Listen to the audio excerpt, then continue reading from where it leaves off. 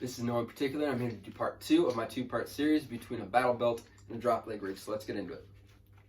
Now, a drop leg rig can be extremely handy, especially whenever it comes to minimal design. So you'll see a couple of people, I've never seen it on YouTube, but you'll see a couple people around, especially in speed QB fields or CQB fields, that actually run a drop leg holster design because of how minimal they can be. Now with the belt rig's along the same thing. It's also can be an extremely minimal design if they're set up right.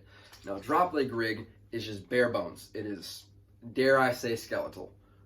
In the matter of, especially with this one, which is the HSGI padded drop leg panel, which is Molly, and I've managed to snag a rather 6mm or Matrix, I can't remember, triple SMG mag pouch. It maybe extends out 2 inches off your body. So it's an extremely minimal and extremely low profile design. Another big thing with drop leg holsters is that it does add extra carrying capacity, especially if you're going to run it with a belt rig, such as like a battle belt, such as the one I have here, which if I did run an M4, if I did have an M4 over here in the UK and they weren't all over in the States, I might run a drop leg rig with it if I'm feeling crazy, I guess. But they do also add some extra storage space. I did run a drop leg rig, a drop leg panel, which I think it also had like an Odin speed loader on it for milsim that I did over at the military, kind of a, I think it's a Missouri Airsoft simulation site, or MASS. I think they've changed their name since then. I did run a speed loader in a drop leg panel at the time. We'll get back to why I stopped that very quickly later in the video. Another big thing is that it does create sort of undisturbed movement, especially whenever it comes to arms. That may be a chest rig if it is too heavy, or a plate carrier if it is too heavy or not fitted correctly. And the same thing with a battle belt if it's too loose or not fitted properly as well.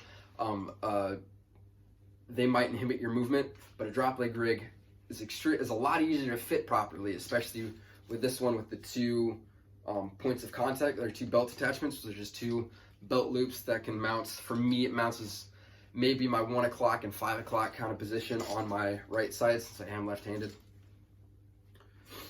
Now, drop leg rigs and airsoft is a very love-hate relationship between a lot of people.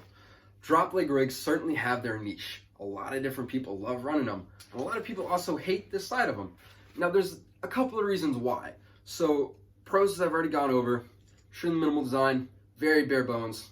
However, drop leg rigs, and especially drop leg holsters, are known notoriously for being cumbersome and kind of overbearing. That's something that can easily be fixed and replaced with just a regular, whether it be a mid-drop or just a simple paddle mount, or just a simple belt loop, or even a molly mount on a plate carrier for a pistol. Now, the reason I stopped very quickly running a drop leg rig, or a drop leg panel, however you want to call it, with the speed loader in it at MASS, or military airsoft patch, I don't, never mind. With the speed loader in, is because of the one that I had before, which wasn't this one. It was actually just a single buckle kind of system, and it just went on my, I can't remember which side I carried it on. I carried one of the sides, but I carried it rather on my 3 o'clock or 9 o'clock position, is because the moment I started running and the moment it got too heavy, it immediately started shaking around. So imagine like a cat on a roller coaster kind of thing. That's a weird analogy, I know, but imagine how it's just getting jostled around and everything. That's what it felt like. I know it's super weird. That's honestly the best way I can put it, especially if it's not fitted correctly, which mine wasn't. So that's kind of my own doing. Drop leg rigs, they're also really hated. Drop leg holsters are also really hated amongst the airsoft community for the same reasons, is that a lot of times if they're not fitted properly, you'll see some guys in like an action movie, they have a massive, this awesome dope pistol and it's on a drop leg holster, but it's all the way down on their knee. The moment you start running with that is the moment you instantly regret it, because the moment you take off, again, the cat and a roller coaster analogy, it's just going to start shaking. I've seen a lot of people, especially when they're fresh out of the schoolhouse, security forces schoolhouse, they'll wear their drop leg holster they get issued at supply, and they'll wear it down at their knee.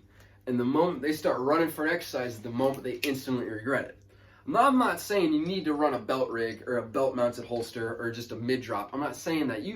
The drop leg holster certainly has its niche, and it's certainly, if fitted correctly, can be extremely effective.